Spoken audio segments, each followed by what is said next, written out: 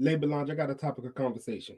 Recently in New York, we have a young woman who was sentenced 4 to 8 years in prison because she was performing body augmentations in the comfort of her own home. She didn't have a fancy office and she was unlicensed. So how do we get to the point to where people feel they need to go to the extent of going to someone's home to get these procedures done? I understand people have been going overseas for a long time to get these surgeries done or these procedures done for a better price than you can get here in the States. But at what point do you put your safety first? So I want to get into this clip real quick, and then we're going to come back on the back end and talk about it a little bit deeper. First at 5, a botched surgery with deadly consequences. Tonight, the woman who posed as a doctor learns her fate. And prosecutors say Waleska Castillo pretended to be a surgeon and performed illegal butt injections in the Bronx. One of her patients ended up dying, and tonight Castillo came face to face with the victim's family in court as she was sentenced to prison. 4 years is not enough. I think that today was a great injustice to my family, to my sister. Waleska Castillo, a woman with no medical license, pleaded guilty to manslaughter in the June 2018 death of 48-year-old Lesbia Ayala. Seeking to enhance her figure, Ayala turned to Castillo, a fake surgeon who injected silicone into Ayala's buttocks and thighs. The procedure turned fatal when Ayala died from an embolism, a direct result of those injections. She has children and grandchildren she's never going to get to see. Waleska's going to get out and see her children. Castillo's procedures were not done in a state-of-the-art clinic. They were performed in her Bronx home. And this wasn't her first run-in with the law. Back in 2018, Castillo was sentenced to a year in federal prison and fined $100,000 for running an illegal cosmetic clinic.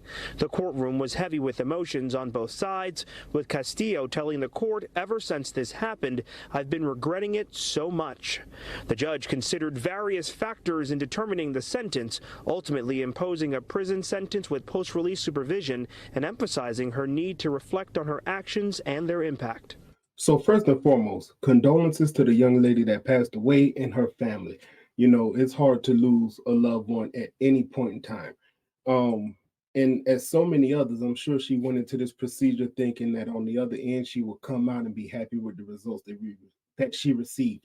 But we've seen time and time again with the young lady Jackie O. She was married to one of those people from Wild 'N Out. I can't remember his name right now.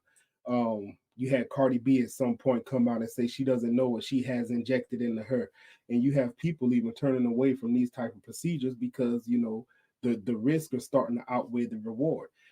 But my thought process is this: have we raised the beauty standards so high that even at the age of 48 years old, we're considering going out and having these type of procedures done?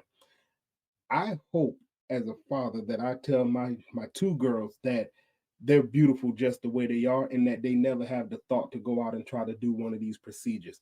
I really think that women, you got to get comfortable in your own skin. And let me rephrase that, not just women, because there's men out here getting into certain things too.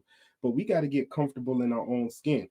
We are made the way we are, and there's somebody out there for everybody. My question is, who we trying to impress, right? There's people out there that look crazy, but they got a man and or a woman. So you got to have confidence. That's where it starts at. I think that, we got to get away from some of these procedures that we're going out here and having done to ourselves, because you see the results. You hear these stories more and more lately. They have whole TV series on TLC about botched surgeries.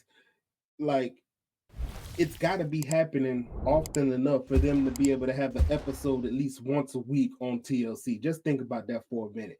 To me, the risk don't outweigh the reward. So with that being said, try to build confidence in these people so they don't go out there and take this risk and try to have these type of procedures done.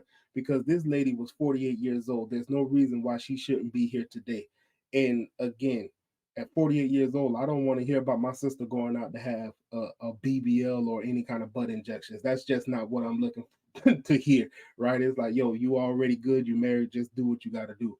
But at the end of the day, these things are risky, especially when you got a woman who's performing them inside of her home, right? She didn't have an office.